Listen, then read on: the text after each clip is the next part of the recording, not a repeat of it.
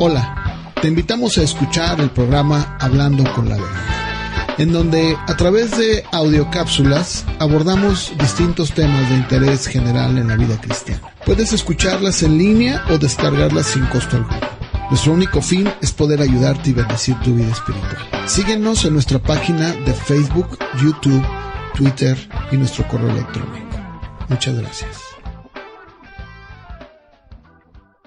Lámpara es a mis pies tu palabra y lumbrera mi camino, ¿no? ¿Cuántos no recordamos cómo la iglesia en un tiempo atrás pues vivía en realidad estas palabras?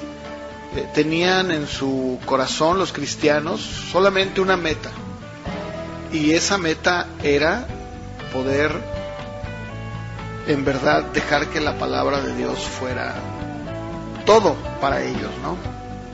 Y bueno, como ya lo habíamos dicho, el día de hoy vamos a hablar sobre la autoridad absoluta de la palabra.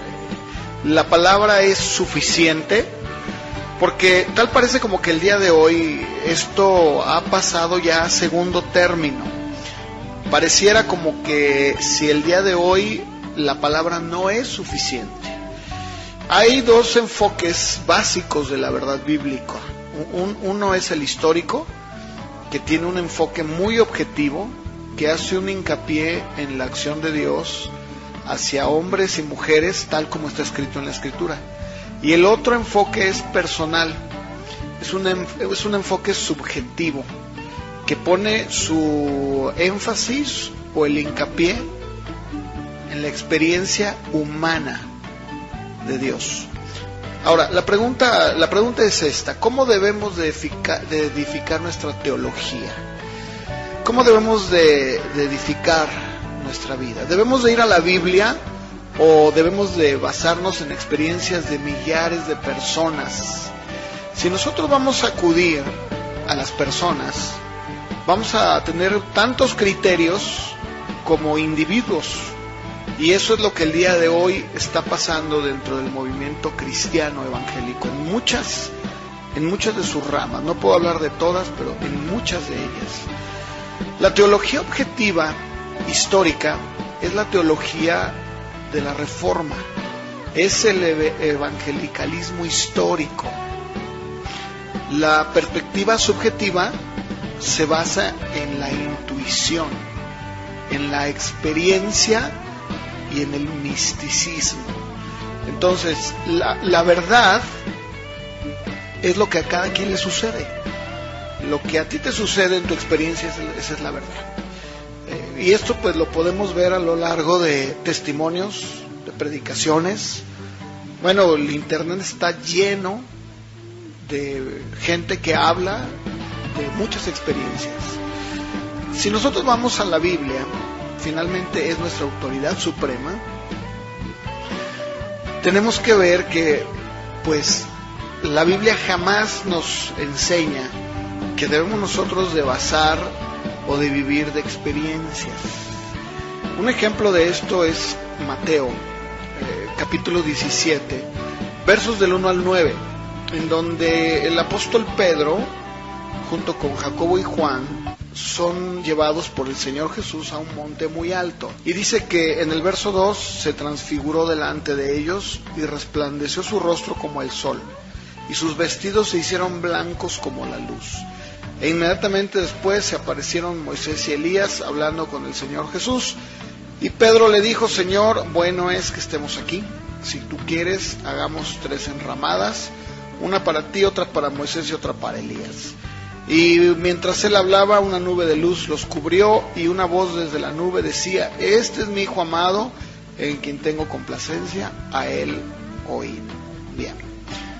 Cuando nosotros vamos a la epístola de Pedro, nos vamos a dar cuenta que Pedro, en el 2 de Pedro capítulo 1, versos del 16 al 21, habla sobre su experiencia.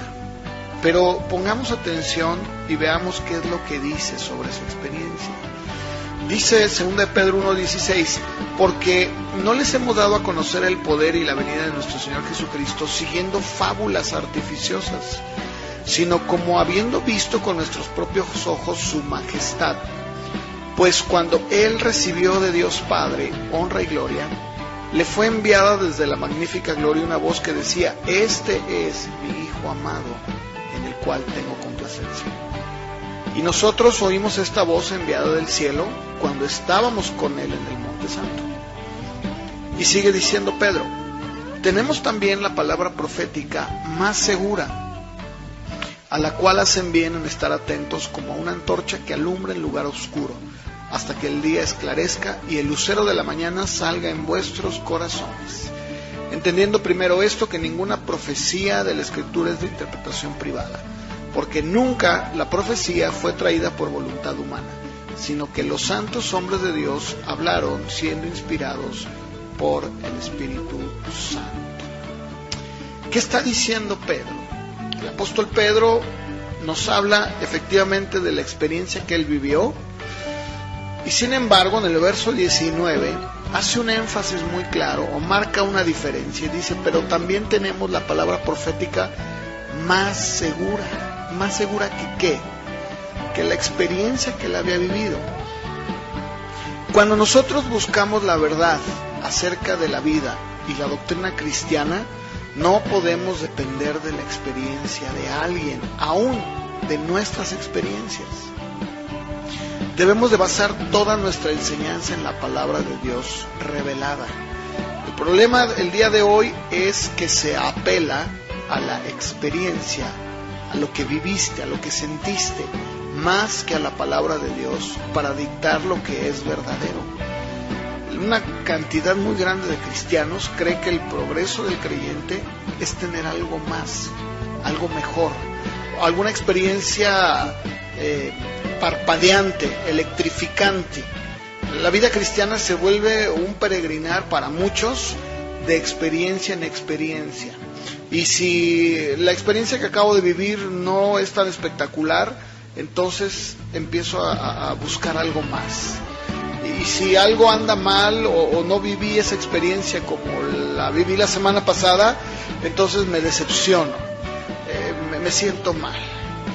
Ahora, el apóstol Pedro en su misma carta, pero en la primera carta, su primera carta, él hace una referencia muy interesante cuando escribe a estos judíos mesiánicos o cristianos a los que escribe su carta, y les dice él en el capítulo 1 de Primera de Pedro, en el verso 8, hablando acerca de la prueba por la cual estaban pasando, y en el contexto les está diciendo que pues no deben de sentirse mal, ya que debemos de ser afligidos en diversas pruebas.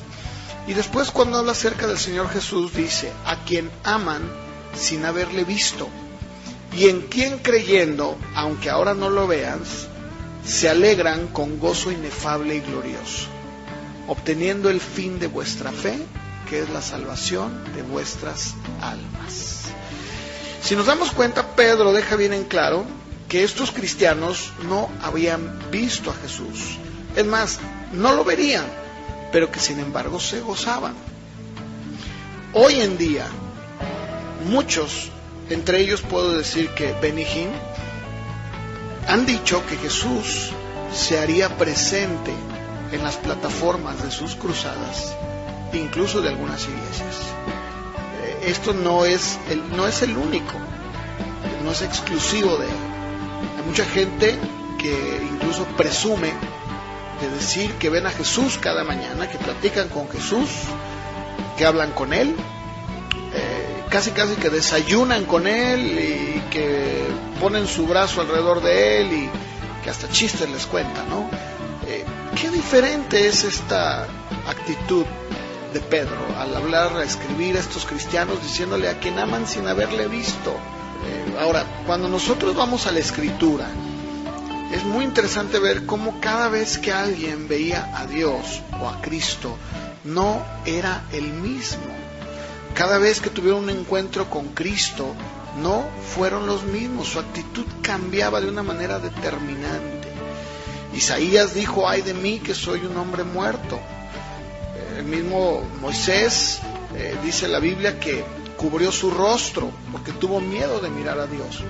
Josué, cuando es encontrado cerca de Jericó y alza sus ojos y ve a un varón que estaba delante de él, que tiene una espada desenvainada, que bueno, esta es una teofanía donde está hablando acerca de Cristo en el Antiguo Testamento. Dice que él se postró en tierra y le adoró, e inmediatamente la orden fue: quita el calzado de tus pies porque estás en un lugar santo, y Josué lo hizo así.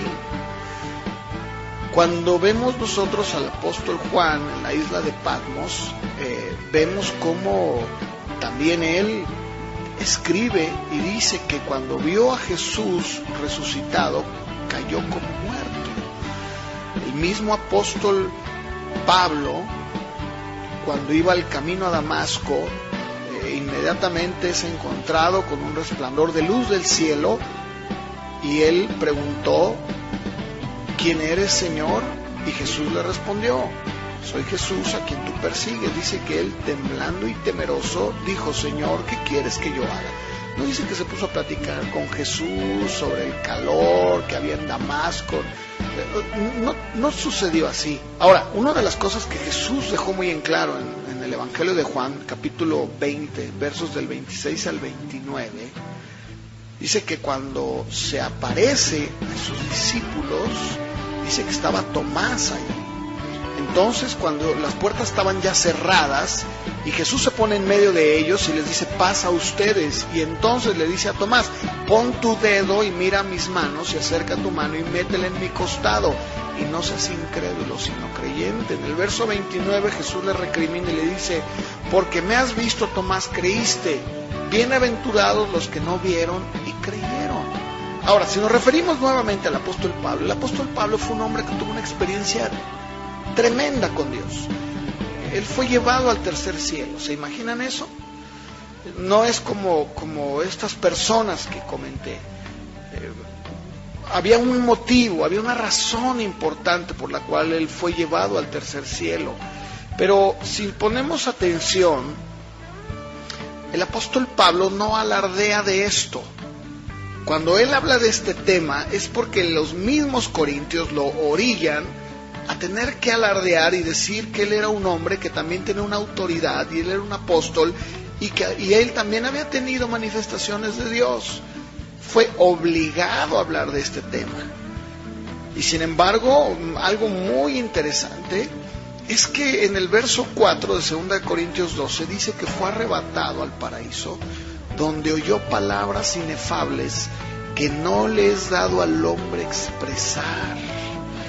El día de hoy nos encontramos con testimonios de personas que dicen que han ido al cielo o que han ido al infierno, y que han tenido o que han visto cosas increíbles, y que incluso el mismo Jesús les dijo: te he traído para que vayas y lo cuentes a todo mundo.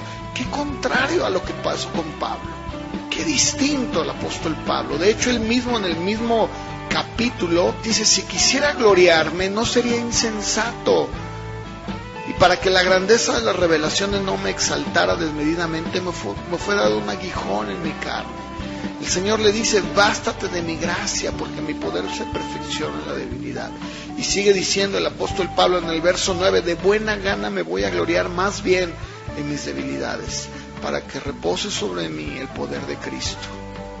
Ahora yo quiero que escuchen ustedes a continuación este audio, o este par de audios, donde nos hablan de estas personas que dicen que fueron al cielo. Escuchen ustedes.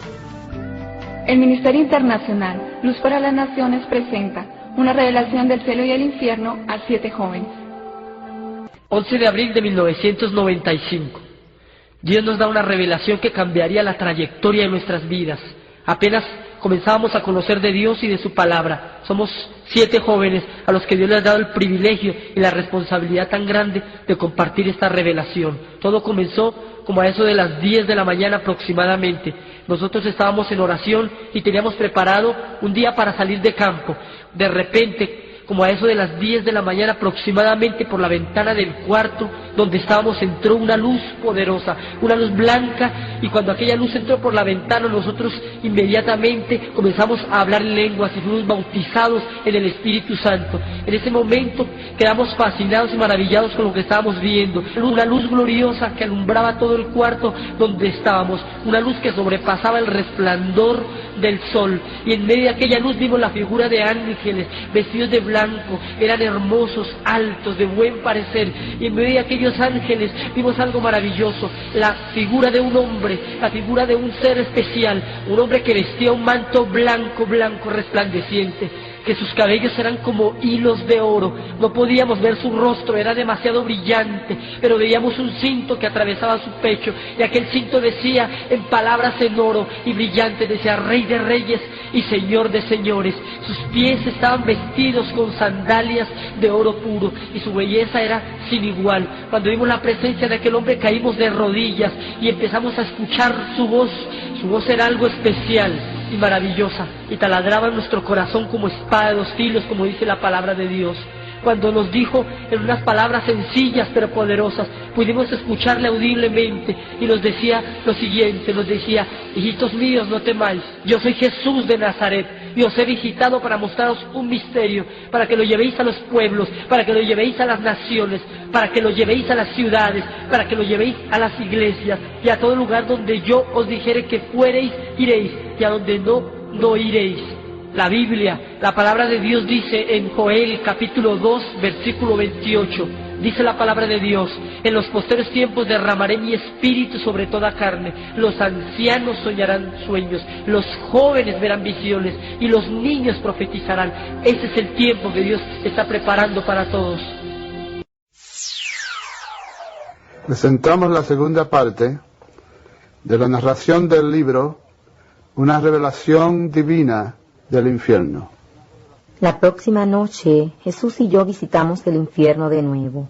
Entramos primero a una área grande y de campo abierto, hasta donde podía ver actividades malignas estaban aconteciendo. Un gran número de esas actividades estaban centralizadas a nuestro alrededor.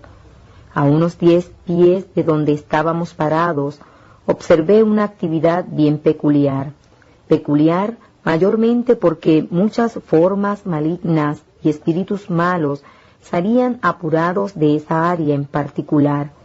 La escena era parecida a una película de horror. Hasta donde podía ver, habían almas en tormento, y el diablo y sus ángeles se ocupaban en sus trabajos.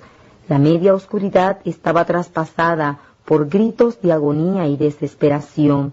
Jesús dijo: hija, Satanás es el engañador de las almas en la tierra y el atormentador de las almas en el infierno. Muchos de los poderes demoníacos vistos aquí también por tiempo suben a la tierra para herir, afligir y engañar. Te voy a enseñar cosas que jamás han sido mostradas antes con tanto detalle. Algunas de las cosas que verás ya están aconteciendo, mientras que otras acontecerán en el futuro. Bien, pues escuchamos estos testimonios. Ya decía yo antes de escucharlos que el apóstol Pablo pudo haber vivido de su experiencia, pero no fue así.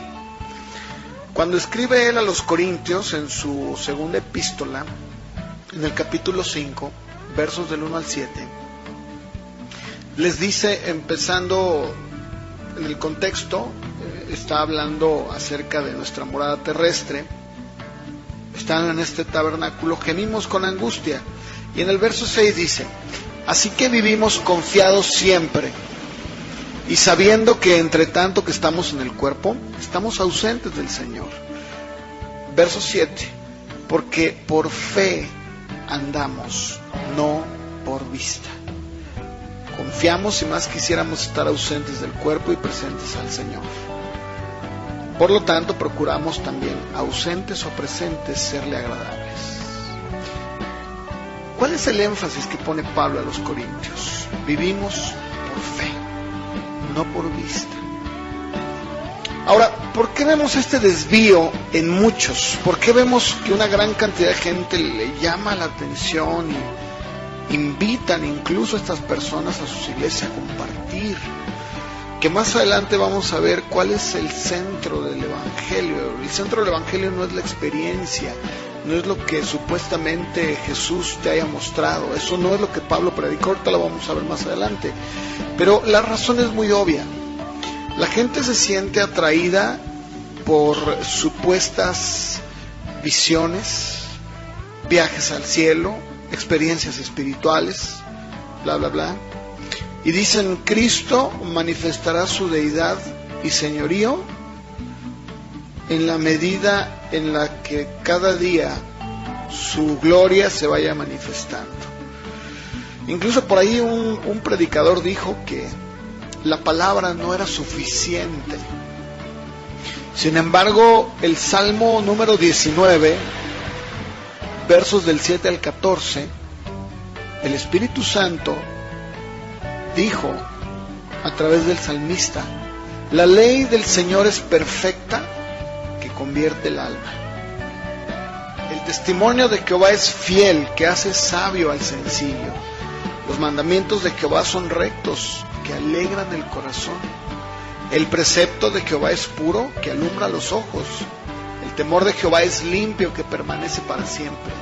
Los juicios de Jehová son verdad, todos justos. Deseables son más que el oro, y más que mucho oro afinado, y dulces más que miel, y que la que destila del panal. Tu siervo es además amonestado con ellos, en guardarlos hay grande galardón. ¿Quién podrá entender sus propios errores? Líbrame de los que me son ocultos. Preserva también a tu siervo de las soberbias, que no se enseñoreen de mí. Entonces seré íntegro y estaré limpio de gran rebelión. Sean gratos los dichos de mi boca y la meditación de mi corazón delante de ti, oh Jehová, roca mía y redentor mío. Segunda de Timoteo 3, del verso 14 al 17, el apóstol Pablo le dice a Timoteo: persiste tú en lo que has aprendido y te persuadiste, sabiendo de quien has aprendido y que desde la niñez has sabido las sagradas escrituras, las cuales te pueden hacer sabio para la salvación por la fe que es en Cristo Jesús. Toda la escritura es inspirada por Dios y útil para enseñar, para redarguir, para corregir, para instruir en justicia, a fin de que el hombre de Dios sea perfecto, enteramente preparado para toda buena obra. El Salmo 18:30 dice: en cuanto a Dios, perfecto es su camino, y acrisolada la palabra de Jehová, escudo a todos los que en él esperan. Y el Salmo 33:4 dice: recta es la palabra de Jehová, y toda su obra es hecha con fidelidad. Esta canción con la que empezamos el programa, el Salmo 119:105, lámpara es a mis pies tu palabra y lumbrera mi camino. Salmo 119, verso 140, sumamente pura es tu palabra y la ama tu siervo. Salmo 119:160, la suma de tu palabra es verdad y eterno es todo juicio de tu justicia. Cuando el Señor Jesús enfrentó a Satanás, le dijo: escrito está, escrito está, escrito está. Romanos 10:17 dice: así que la fe es por el oír, y el oír por la palabra de Dios. Efesios 1:13, el apóstol Pablo les escribe: en él también ustedes, habiendo oído la palabra de verdad. ¿Cuál es esta palabra de verdad? El evangelio de su salvación, y habiendo creído en él, fuiste sellados con el Espíritu Santo de la promesa. En el mismo libro de Efesios, en el capítulo 5, verso 26, dice que Cristo se entregó por la iglesia para santificarla, habiéndola purificado en el lavamiento del agua por la palabra. En Efesios 6:17 el apóstol Pablo también dice: tomen el yelmo de la salvación y la espada del Espíritu, que es la palabra de Dios. Colosenses 3:16 escribe Pablo y les dice: la palabra de Cristo more en abundancia en ustedes, enseñándoles y exhortándose unos a otros en toda sabiduría, cantando con gracia en sus corazones al Señor con salmos e himnos y cánticos espirituales. Santiago 1, capítulo 1, verso 18 dice: Él, de su voluntad, nos hizo nacer por la palabra de verdad, para que seamos primicias de sus criaturas. Pedro dice en su primera carta, en el capítulo 1, verso 23, siendo renacidos no de simiente corruptible, sino de incorruptible, por la palabra de Dios que vive y permanece para siempre. En el verso 25 sigue escribiendo Pedro y dice: la palabra del Señor permanece para siempre, y esta es la palabra que por el Evangelio les ha sido anunciada. Los cristianos de hoy son muy parecidos al discípulo Felipe. No les basta conocer a Cristo, quieren algo más. No están satisfechos, quieren una visión, un milagro, una señal. La Biblia dice en San Juan 14 que Jesús, en el verso número 6, les dijo: yo soy el camino y la verdad y la vida, y nadie viene al Padre sino por mí. Y si me conocen, también a mi Padre conocerán, y desde ahora le conocen y le han visto. Y Felipe le dice: Señor, muéstranos el Padre y nos basta. Jesús le dice: Felipe, tanto tiempo que estoy con ustedes y no me has conocido. El que me ha visto a mí, ha visto al Padre.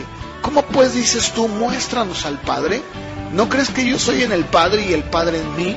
Las palabras que yo les hablo, no las hablo por mi propia cuenta, sino que el Padre que mora en mí, Él hace las obras. Creed que yo soy en el Padre y el Padre en mí. De otra manera, creedme por las mismas obras.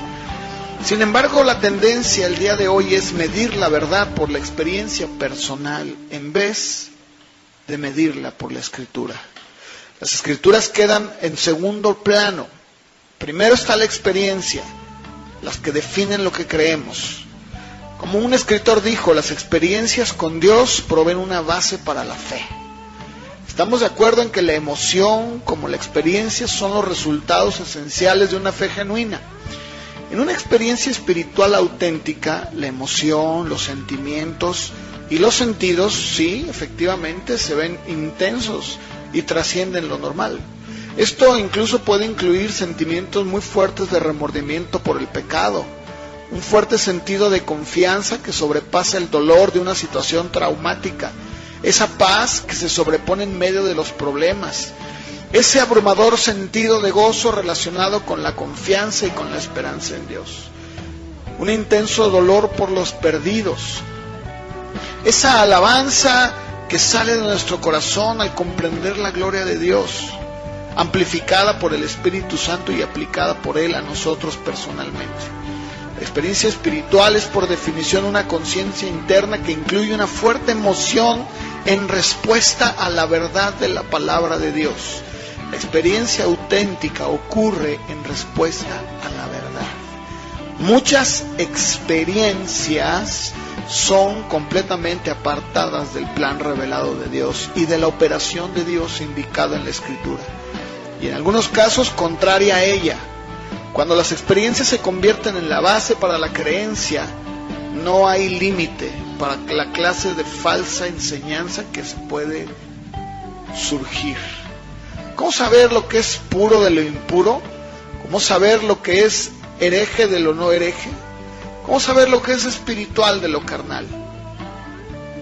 La Biblia, la Escritura, se le llama el canon. El canon proviene de una palabra que significa caña. Antiguamente se usaba una caña para medir, lo que el día de hoy probablemente podríamos decir que es una regla, que sirve para medir. El canon está establecido para medir. Sin embargo, el día de hoy vemos cómo las experiencias personales determinan lo que se enseña. Y cuando de repente se llegan a usar las Escrituras, como en este caso, en el primer caso de estos jóvenes que toman una escritura de Joel, o toman incluso la escritura de Lázaro y el rico, son empleadas típicamente como simples textos fuera de contexto, o simplemente lo uso para ajustarlo a mi verdad. Por eso el día de hoy tenemos gentes como oráculos, como videntes escogidos supuestamente por Dios, que desarrollan su propio estilo basado en experiencias. Sin embargo, este tipo de enseñanza abre la compuerta para creer que el cristianismo es una experiencia sensacional. Pone en acción una competencia para ver quién puede tener la experiencia más vívida o espectacular. Y por supuesto, los que tienen los testimonios más pasmosos son tenidos espiritualmente en más alta estima. Se hacen reclamos y conjuros que quedan sin contradecir.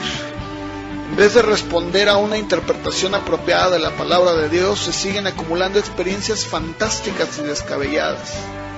La Biblia se manipula para ajustar sus experiencias o es ignorada del todo. Y como resultado, tenemos un misticismo pseudo-cristiano. ¿Qué es el misticismo? El misticismo en esencia es un sistema de creencias que pretende percibir la realidad espiritual muy aparte de los hechos objetivos y verificables. Busca la verdad mediante los sentidos y la intuición. El diccionario define la intuición de la siguiente manera: la facultad de comprender las cosas instantáneamente sin necesidad de razonamiento. Percepción íntima e instantánea de una idea o una verdad que aparece como evidente a quien la tiene. Otro elemento es el sentido interno. La información objetiva regularmente se considera de poca importancia, de modo que el misticismo deriva su autoridad de adentro. El sentimiento espontáneo se vuelve más significativo que el hecho objetivo. La intuición tiene más peso que la razón. Una conciencia interna supera a la realidad externa. Se ha quitado la verdad bíblica y se le ha reemplazado con una nueva norma: la experiencia personal. Sin embargo, nadie debe de buscar experiencias en preferencia a la palabra de Dios.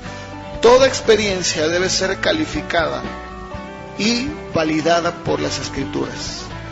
Cualquier otra clase de experiencia es falsa. Ahora, cuando todas las experiencias, si es que tienen alguna firmeza o validez, es porque se deben de conformar al plan que Dios ha revelado en la Escritura, y vienen de estudiar y obedecer la palabra de Dios, y no por mirar algo más allá de lo que Dios nos ha revelado. Ahora yo les hago una pregunta. Cuando Pablo predicaba, ¿cuál era el mensaje del apóstol? ¿Su experiencia? ¿Sus milagros? No podemos negar que tanto él como Pedro tuvieron experiencias asombrosas, ya como lo leímos. Su conversión fue una conversión verdaderamente extraordinaria. Vio una luz, como ya lo dije hace un momento, que lo cegó. Escuchó una voz y fue derribado a la tierra. Pero cuando él empezó a predicar y enseñar, ¿hizo de su experiencia el corazón de su mensaje? Cuando él llegaba a las ciudades decía: aquí está Pablo, el hombre que fue al tercer cielo. Vean al hombre que fue tirado del caballo de manera asombrosa. Escuchen su testimonio. Bueno, ¿qué dice la palabra al respecto? En Hechos capítulo 13, versos 4 en adelante, dice que entonces, cuando el Espíritu Santo aparta a Pablo y a Bernabé, ellos entonces, enviados por el Espíritu Santo, descienden a Seleucia y navegan a Chipre. Y llegados a Salamina, verso 5, anunciaban la palabra de Dios en las sinagogas. La palabra de Dios. No dice que Pablo contaba su experiencia, no dice que contaba su testimonio. Cuando él llega a Antioquía de Pisidia, también en su primer viaje misionero, en Hechos 13, versos 38, dice el apóstol Pablo: varones hermanos, por medio de él, o sea, Cristo, se les anuncia el perdón de pecados. y que de todo aquello de que por la ley de Moisés no pudieron ser justificados, en él es justificado todo aquel que cree. Hechos 14, versos del 15 al 17 dice que Pablo le dice a estos hombres: nosotros también somos como ustedes, que les anunciamos que de estas vanidades se conviertan al Dios vivo que hizo el cielo y en la tierra, el mar y todo lo que en ellos hay. Y en edades pasadas Él ha dejado a todas las gentes andar en sus propios caminos, si bien no se dejó a sí mismo sin testimonio, haciendo bien, dándonos lluvias del cielo y tiempos fructíferos, llenando de sustento y de alegría nuestros corazones. Verso 21. Y después de anunciar el evangelio a aquella ciudad y de hacer muchos discípulos, volvieron a Listra, Iconio y Antioquía, confirmando los ánimos de los discípulos y exhortándoles a que permanecieran en la fe. Y les decían: es necesario que a través de muchas tribulaciones entremos en el reino de Dios. Hechos 17 dice en el verso número 2: y Pablo, como acostumbraba, fue a ellos y por 3 días de reposo discutió con ellos, declarando y exponiendo por medio de las Escrituras que era necesario que el Cristo padeciera y resucitara de entre los muertos, y que Jesús, a quien yo les anuncio, decía él, es el Cristo. Cuando Pablo llega a Atenas era una ciudad en donde los griegos estaban acostumbrados a escuchar todo este tipo de mitologías y de historias raras de hombres que habían tenido experiencias sensacionales. Sin embargo, en Hechos 17-18 dice que algunos de los filósofos de los epicúreos y de los estoicos disputaban y decían: ¿qué querrá decir este palabrero? Y decían: parece que es predicador de nuevos dioses, porque dice ahí Lucas, les predicaba el evangelio de Jesús y de la resurrección. Cuando llega a Corinto, en Hechos 18, dice en el verso 5, Pablo estaba entregado por entero a la predicación de la palabra, testificando a los judíos que Jesús era el Cristo, y se detuvo allí 1 año y 6 meses enseñándoles la palabra de Dios. Sin embargo, él no hizo de su experiencia su predicación, ni centró jamás el evangelio en su experiencia. Al final del libro de los Hechos, en el capítulo 28, ya estando Pablo en una casa bajo la custodia de un soldado romano, dice en el verso 23 que habiendo señalado un día, vinieron a él muchos a la posada, a los cuales les declaraba y les testificaba el reino de Dios desde la mañana hasta en la tarde, persuadiéndoles acerca de Jesús, tanto por la ley de Moisés como por los profetas.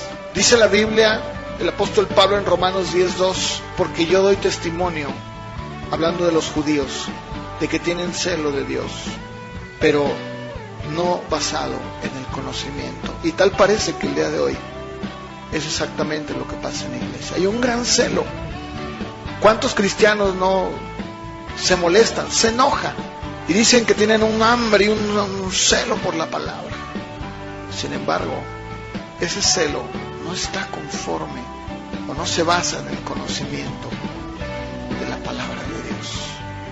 Porque cuando nosotros convertimos la experiencia en el criterio principal para la verdad, entonces perdimos el rumbo. Cada vez la Escritura nos habla de que debemos de enfocar nuestra vida cristiana en el razonamiento. Todos los grupos que tratan de evadir la razón, que tratan de dar un mensaje sin pensar, que hacen a un lado el entendimiento, no son conforme a la palabra. La Biblia dice en Isaías 1:18, a través del profeta, el Señor les dice: vengan luego y estemos a cuenta. En Romanos 12:1, el apóstol Pablo dice: les ruego por las misericordias de Dios que presenten su cuerpo en sacrificio vivo, santo, agradable a Dios, que es su culto racional. No se conformen en este siglo, transfórmense por medio de la renovación de su entendimiento, para que comprueben cuál sea la buena voluntad de Dios, agradable y perfecta. Dios quiere que nuestras mentes sean renovadas, no descartadas. Él se ha revelado a sí mismo en una revelación racional que demanda el uso de la razón y un entendimiento de la verdad histórica y objetiva. En Efesios 3:18 escribe Pablo y dice: para que sean plenamente capaces de comprender con todos los santos cuál sea la anchura, la longitud, la profundidad y la altura. Efesios 4:23 dice: y renuévense en el espíritu de su mente. Filipenses 4:8: por lo demás, hermanos, todo lo que es verdadero, lo honesto, lo justo, lo puro, lo amable, lo que es de buen nombre, si hay virtud alguna, si hay algo digno de alabanza, en esto pensad. Colosenses 3:10: revístanse del nuevo hombre, el cual conforme a la imagen del que lo creó se va renovando hasta el conocimiento pleno. La revelación de Dios está engranada a la percepción, al pensamiento, al conocimiento, al entendimiento. Los que conocemos a Dios debemos de usar nuestra mente para captar la verdad de Dios. No somos enseñados para depender de nuestras emociones o para tratar de extrapolar la verdad de nuestra experiencia. Alguien dijo: una religión divorciada del pensamiento sincero y noble siempre ha tendido, a través de toda la historia de la Iglesia, a volverse débil y no edificante. Es verdad que reaccionamos a la verdad con nuestras emociones, pero primero tenemos que captarla con nuestro entendimiento y someternos a ella con nuestra voluntad. Ahora la pregunta es: ¿de dónde surge esto? ¿Cómo nace esta influencia? ¿Cómo es que el día de hoy la Iglesia, a través de la historia, siempre se basó en la palabra? Fue una iglesia bíblica, pero el día de hoy estamos teniendo esta idea, este concepto extraño. John MacArthur dice en su libro Los Carismáticos que esta mezcla proviene de algo llamado el existencialismo, que es ese movimiento filosófico que trata de fundar el conocimiento de toda realidad sobre la experiencia inmediata de la existencia propia. Él mismo dice: la experiencia es una base muy débil y endeble sobre la cual descansar el sistema cristiano. El simple hecho de que un evento psicológico haya tenido lugar en la mente de uno no puede establecer la veracidad del Evangelio. La sensación religiosa por sí misma no puede probarse a sí misma. Por singular que pueda ser una experiencia, está sujeta a un número de interpretaciones totalmente diferentes. Los que colocan su énfasis en un proceso subjetivo para validar, reducen el contenido de la revelación y la ajustan a su gusto. Aquello con lo que yo experimento se convierte en lo central, en vez de lo que Dios ha hecho y ha hablado. También dice MacArthur que otra de las influencias es el humanismo, el cultivo o el conocimiento de las letras humanas. Es esa doctrina o actitud basada en un concepto integrado de los valores humanos. El humanismo cree que la humanidad tiene el poder ilimitado. Dice: dale a la gente tiempo, educación, los medios y poder resolver cualquier problema. Tanto el existencialismo como el humanismo no reconocen la autoridad final de Dios. Para ellos la verdad es relativa. Lo que es verdadero importa poco. La cuestión es qué es lo que tú piensas. No existen absolutos. Cada quien hace lo que es recto ante sus propios ojos. Esto suena muy parecido al tiempo de los jueces. Dice Jueces capítulo 21 verso 25: en esos días no había rey en Israel. Cada uno hacía lo que bien le parecía, y creo que esto es precisamente lo que el día de hoy sucede en muchas iglesias. La gran mayoría de las sectas orientales, como el hinduismo, el budismo, la nueva era y sus diferentes ramificaciones como la yoga, es lo que hacen: evaden la razón para dar lugar a la experiencia de los sentidos.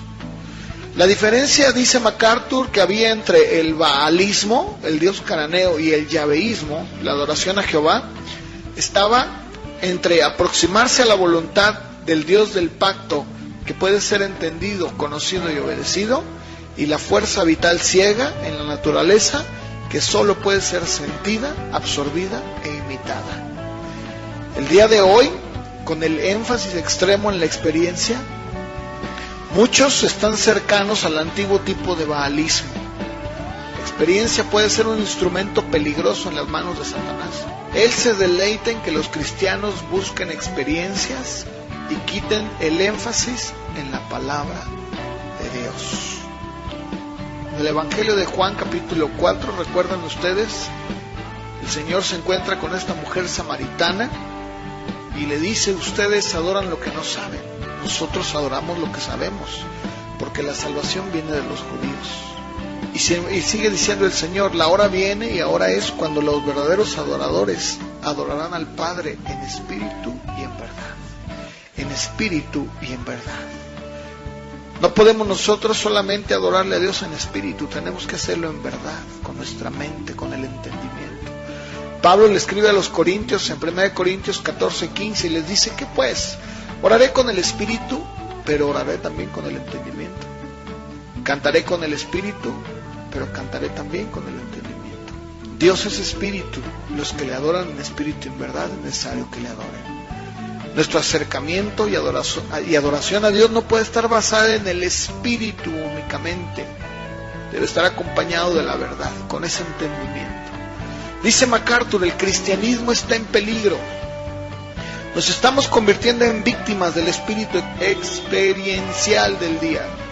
El misticismo, el existencialismo y el humanismo han invadido la iglesia. Las experiencias pueden ser producidas por fenómenos psicológicos, fisiológicos o demoníacos. La única prueba real para cualquier experiencia es esta: ¿cuadra con la palabra de Dios? En pocas palabras, la teología es solamente una explicación de la experiencia. La verdad objetiva no tiene significado hasta que la experimentemos, dicen ellos. Si edificamos una teología sobre la experiencia, es edificar sobre la arena. Pero cuando edificamos una teología sobre la palabra inspirada y revelada, es edificar sobre la roca. Eso es lo que el Señor Jesús enseñó en Mateo capítulo 7, versos 24 al 27. Cualquiera que oye estas palabras y las hace, le compararé a un hombre prudente que edificó su casa sobre la roca. Descendió lluvia, vinieron ríos, soplaron vientos, golpearon contra aquella casa y no cayó, porque estaba fundada sobre la roca. Cualquiera que me oye estas palabras y no las hace, le compararé a un hombre insensato que edificó sus casas sobre la arena. Descendió lluvia, vinieron ríos, soplaron vientos y dieron con ímpetu contra aquella casa y cayó, y fue grande su ruina. La palabra que usa Mateo en estas escrituras al hablar de prudente es fronimos. Esa palabra habla de alguien prudente y sensato, pero con una sensatez llevada a la práctica. El diccionario dice que prudente es alguien que actúa con moderación y con cautela. Ser sensato es alguien que está cuerdo o de buen juicio. Sin embargo, lo contrario es insensato.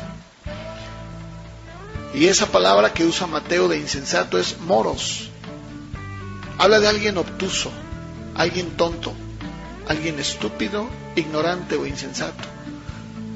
La palabra obtuso es alguien tardo en comprender, falto o escaso de entendimiento o razón, contrario y opuesto a la razón. La definición de ignorante es alguien que no tiene noticia de algo. Y la definición de estúpido, que es una palabra muy fuerte en algunos lugares, es necio o falto de inteligencia. Insensato es falto de sensatez. Ahora la pregunta ¿es tu experiencia o es la palabra de Dios? El Señor Jesús dijo en Juan 17:17, santifícalos en tu verdad. Tu palabra es verdad. En San Juan capítulo 8, versos 31 y 32, también Jesús le dijo a los que habían creído en Él: si ustedes permanecen en mi palabra, serán verdaderamente mis discípulos, conocerán la verdad y la verdad los hará libres. En Juan 14:6 Jesús dijo: yo soy el camino y la verdad y la vida, y nadie viene al Padre sino por mí. En Efesios 1:13 dice Pablo: en Él también ustedes, habiendo oído la palabra de verdad, Lo leí hace un momento. El Evangelio de su salvación y creído en él fueron sellados con el Espíritu Santo. En 1 Tesalonicenses capítulo 2 verso 13 dice Pablo: por lo cual también nosotros sin cesar damos gracias a Dios de que cuando recibieron la palabra de Dios que oyeron de nosotros, la recibieron no como palabra de hombres, sino según es en verdad, la palabra de Dios, la cual actúa en ustedes los creyentes. En 1 Timoteo 3:15 le escribe Pablo y le dice: si tardo, sepas cómo debes de conducirte en la casa de Dios, que es la iglesia del Dios viviente, columna y baluarte de la verdad. En 2 Timoteo 2:15 le escribe también a este mismo discípulo, Timoteo, y le dice: procura con diligencia presentarte a Dios aprobado, como obrero que no tiene de qué avergonzarse, que usa bien la palabra de verdad. Tito 1:1 le escribe a este también discípulo de él y le dice: Pablo, siervo de Dios y apóstol de Jesucristo, conforme a la fe de los escogidos de Dios y el conocimiento de la verdad, que es según la piedad. Otro de los mandamientos que le da Pablo a Tito es en Tito 1:14: no atiendas fábulas judaicas ni a mandamientos de hombres que se apartan de la verdad. Dice Juan en su primera carta, en el capítulo 2 verso 4: el que dice yo le conozco, pero no guarda sus mandamientos, el tal es mentiroso y la verdad no está en él. También en 1 Juan 2:21 escribe el mismo Juan y dice: no les he escrito como si ignoraran la verdad, sino porque la conocen y porque ninguna mentira procede de la verdad. La madurez, la santificación y todas las experiencias legítimas dependen de la verdad de la Escritura. El verdadero crecimiento en gracia no puede obtenerse mediante una experiencia. Dice MacArthur: el día de hoy la iglesia contemporánea está perdiendo la batalla por la Biblia. Muy pocos cristianos hoy en día son como los de Berea. Debemos de comprometernos a escudriñar las Escrituras y dejar que nuestra experiencia de la palabra venga de ahí, no de las emociones internas, de los fenómenos sobrenaturales o de otras evidencias engañosas o indignas de confianza. Entonces, nuestra experiencia traerá los más grandes y puros gozos y bendiciones inimaginables, porque tendrá su raíz y su fundamento en la verdad divina. Sin embargo, el día de hoy hay una frase muy usada por muchos, y con esta frase se excusa, se justifica todo tipo de palabra, revelación o sueño dada por Dios. ¿Saben cuál es? Dios me dijo. La pregunta es: ¿en verdad Dios te dijo? Entonces, ¿por qué no se cumplen las cosas? En 1 Samuel 15:29, Samuel dijo una verdad muy importante: el que es la gloria de Israel no mentirá. Una de las cosas que vemos a lo largo de la palabra es que Dios no miente. Pero ¿qué pasa cuando alguna persona se levanta y dice que Dios le dijo? ¿Qué es lo que dice la Biblia al respecto? Deuteronomio 18, capítulo 18, versos del 20 al 22. Dice: el profeta que tuviera la presunción de hablar palabra en mi nombre, a quien yo no le haya mandado hablar, o que hable en nombre de dioses ajenos, el tal profeta morirá.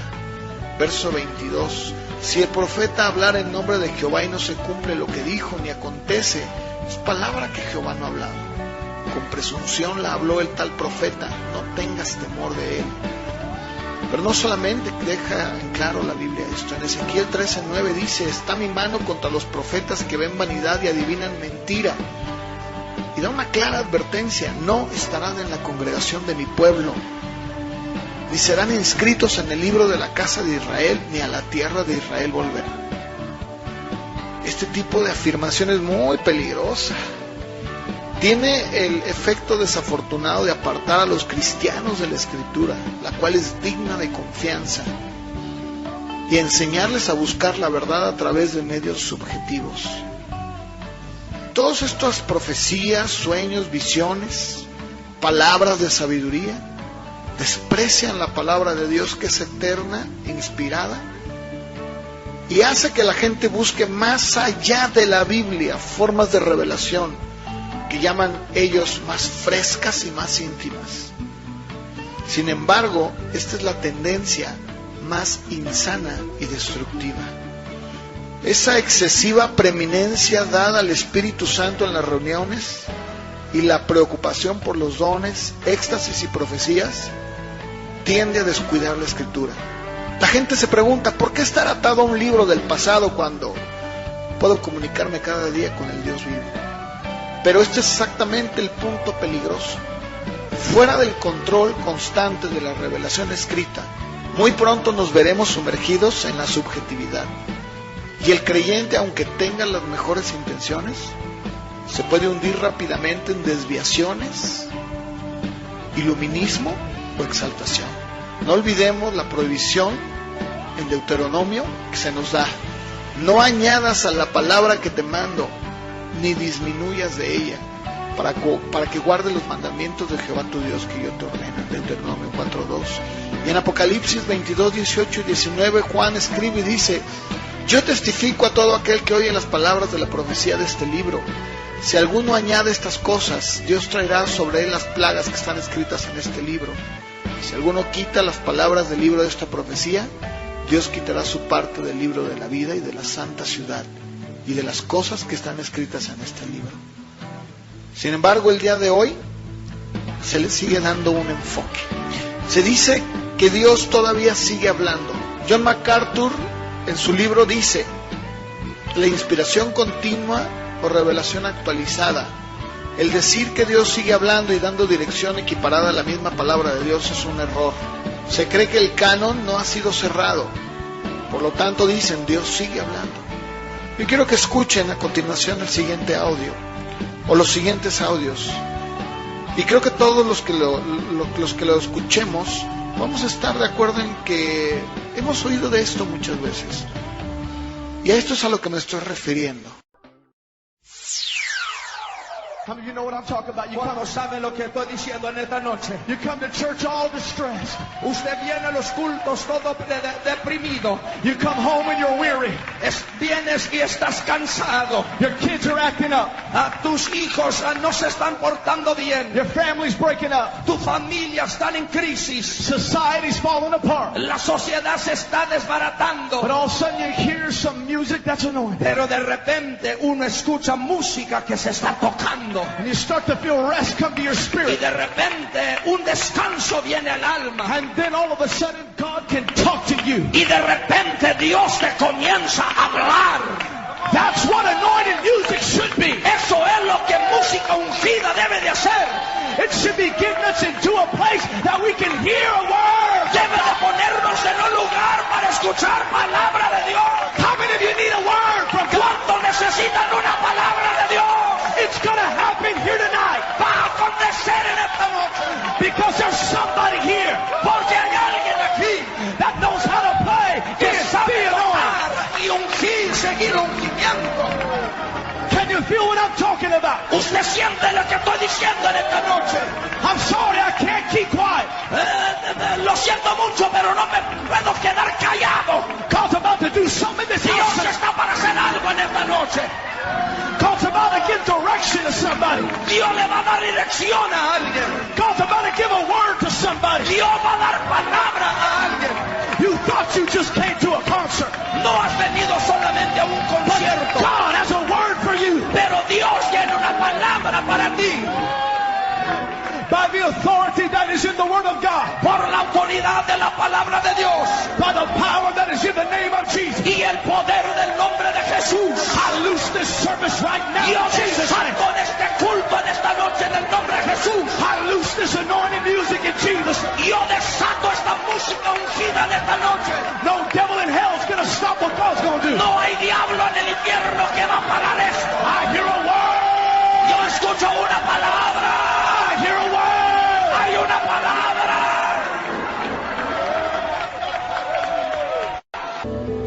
Hay una palabra de Jesús para sus vidas. Pero no quiero música, muy despacito.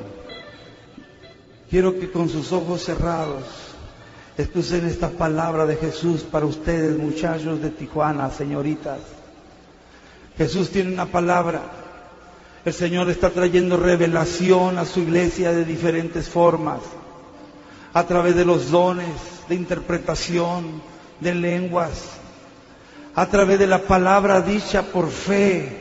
De Tijuana, señoritas, porque lo que están haciendo ustedes ahora no es una coincidencia. Verdaderamente el Señor viene a traer un cambio a sus vidas y a la vida de su ciudad, de sus iglesias, de esta congregación. levante sus manos y adore a Dios y reciba esta palabra en el nombre de Jesucristo. Pues esto es exactamente a lo que nos referimos. Y esto es lo que dice MacArthur, que el día de hoy alguien puede darle algún tipo de guianza, algún tipo de dirección extra bíblica, porque aunque no se reconoce de manera abierta, eso es lo que se está haciendo. Ahora, algo muy interesante de esta, sobre todo la última, pues no sé si llamarle profecía o cómo llamarle, o este grito descontrolado y frenesí. Hay algo muy interesante, que las ciudades que nombran en el norte de este país de México son las ciudades en donde hay más droga y más problemas de violencia, curiosamente. Contrario a lo que en esa palabra estaban supuestamente enviada por Dios dándole a estos jóvenes. Ahora, si de ser así, dice MacArthur, si el canon sigue abierto y si Dios sigue hablando y dando, entre comillas, nuevas profecías, entonces deberíamos de compilar y estudiar esas revelaciones y estudiarlas de manera más diligente, puesto que hablan expresamente a nuestro tiempo y cultura. Sin embargo, esto es un grave error. Ninguna profecía o palabra es digna de ser comparada con la Escritura. En Mateo 24:35 el Señor Jesús dijo: el cielo y la tierra pasarán, pero mis palabras no pasarán. En el mismo Mateo, en el capítulo 5, verso 18, dice: porque de cierto les digo que hasta que pasen el cielo y la tierra, ni una jota ni una tilde pasará de la ley, hasta que todo se haya cumplido. El apóstol Pedro, de una manera muy clara, en su primera carta, en el capítulo 1, versos 23, dice: siendo renacidos no de simiente corruptible, sino de incorruptible, por la palabra de Dios que vive y permanece para siempre. Porque toda carne es como hierba, y toda la gloria del hombre como la flor de la hierba. La hierba se seca y la flor se cae, mas la palabra del Señor permanece para siempre. Y esta es la palabra que por el Evangelio les ha sido anunciada. Ahora, tal juicio tiene todas las posibilidades de fraude y de error por los supuestos profetas o personas que se sienten oráculos. Si permitimos, dice MacArthur, que ese criterio gane terreno, la singularidad de la Escritura será sacrificada y comprometida a la base de todo lo que creemos. Y eso es precisamente lo que está pasando el día de hoy. Algo que debemos de recordar es que la iglesia cristiana, puede abandonar esas bases tan sólidas que hubo, y quiero recordarlas. Fueron 5, se le llaman las 5 solas.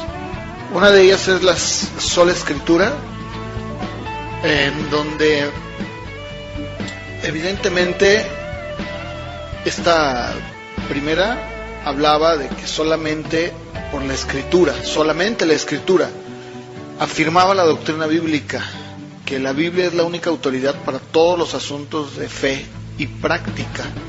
La Escritura y solamente la Escritura es la norma por la cual todas las enseñanzas y doctrinas de la Iglesia deben de ser medidas.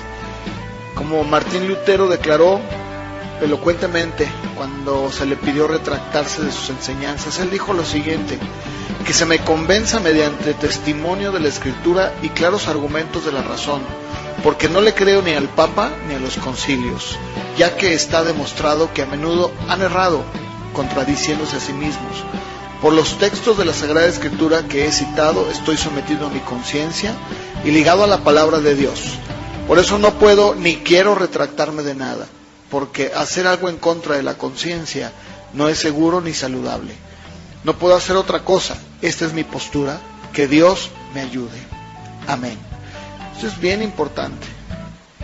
La Iglesia dejó en claro que era la Sagrada Escritura la única que podía regir, la única autoridad que podía regir los asuntos de fe y práctica. La segunda, solo la gracia. La salvación solamente es por gracia. Esto afirmaba que la doctrina bíblica de que la salvación es únicamente por la gracia de Dios. Somos rescatados de su ira por su gracia solamente. La gracia de Dios en Cristo no es solo necesaria, es la única causa eficiente de salvación. Esta gracia es el trabajo sobrenatural del Espíritu Santo que nos trae a Cristo, a librarnos de nuestra esclavitud al pecado y levantarnos de la muerte espiritual a una vida espiritual. Número 3, solo la fe, o sola fide. Esto afirma la doctrina bíblica de que la justificación por gracia a través de la fe sola en Jesucristo. Por la fe en Jesucristo que su justicia nos es imputada como la única satisfacción posible a la perfecta justicia de Dios. Número 4, solo Cristo. Esto afirmaba que la salvación se encuentra solamente en Cristo y que únicamente su vida sin pecado y su expiación sustitutiva son suficientes para nuestra justificación y reconciliación con Dios el Padre. El Evangelio no ha sido predicado si la obra sustitutiva de Cristo no es declarada y la fe en Cristo y su obra no es solicitada. Y finalmente, solo a Dios la gloria. Soli Deo Gloria. Esto afirma que la salvación es de Dios y que ha sido realizada solo por Dios para su gloria.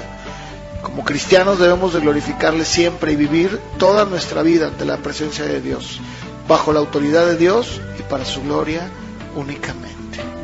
La inspiración de las Escrituras son muy importantes. Pablo le dice a Timoteo, 2 Timoteo 3:16, toda la Escritura es inspirada por Dios, útil para enseñar, para redarguir, para corregir, para instruir en justicia, a fin de que el hombre de Dios sea perfecto, enteramente preparado para toda buena obra. Y en 2 Pedro 1:21 dice Pedro, la profecía nunca fue traída por voluntad humana, sino que los santos hombres de Dios hablaron siendo inspirados por el Espíritu Santo.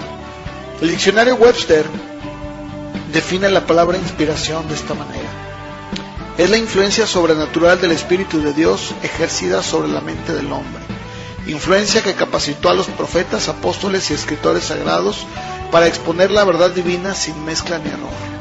La definición que el apóstol Pablo da en Timoteo habla de un soplo recio, consciente de Dios en el hombre, capacitándolo para expresar la verdad.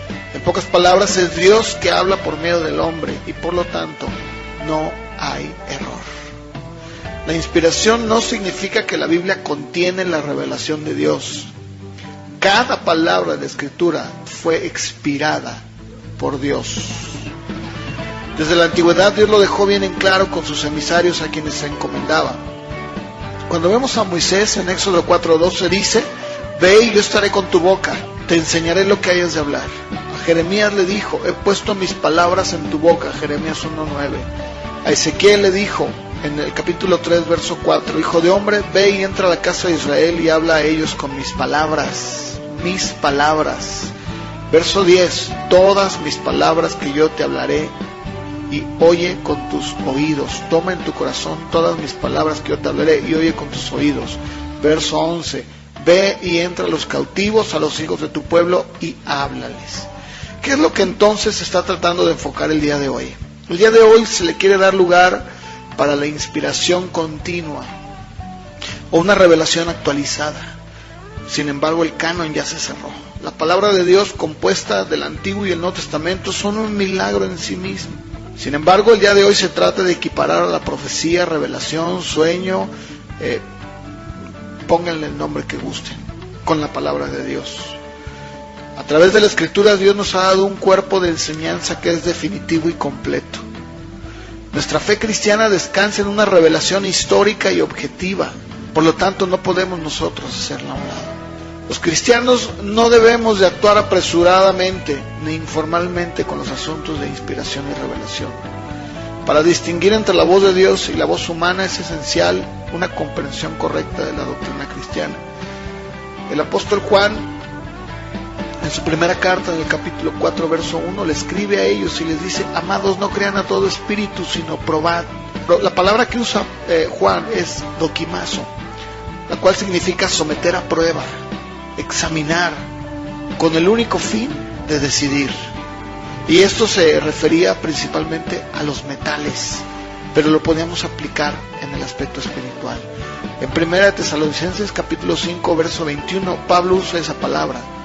Y dice, examinadlo todo, retened lo bueno. En Filipenses capítulo 1, verso 9 al 11, Pablo les dice, y esto pido en oración, que su amor abunde aún más y más en ciencia y en todo conocimiento, para que aprueben lo mejor. Primera de Corintios 14, 29, el mismo apóstol Pablo puso un orden en la iglesia y dijo, asimismo los profetas hablen 2 o 3 y los demás juzguen. La palabra juzgar es diacrino, que significa separar, distinguir para poder decidir. Entonces la escritura o la revelación de Dios no se aclara por escuchar la profecía o la palabra o el sueño o la supuesta revelación de alguien.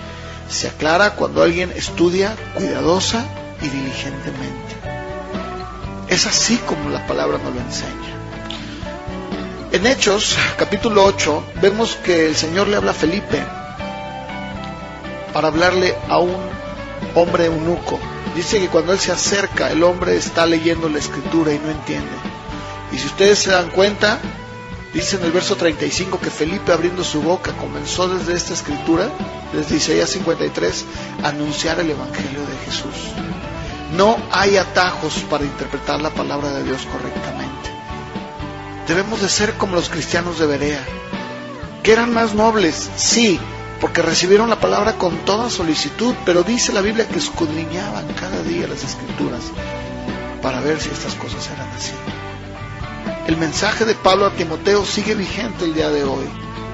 Le escribe a él en su segunda epístola, capítulo 2, verso 15, le dice, procura con diligencia presentarte a Dios aprobado, como obrero que no tiene de qué avergonzarse, que usa bien la palabra de verdad.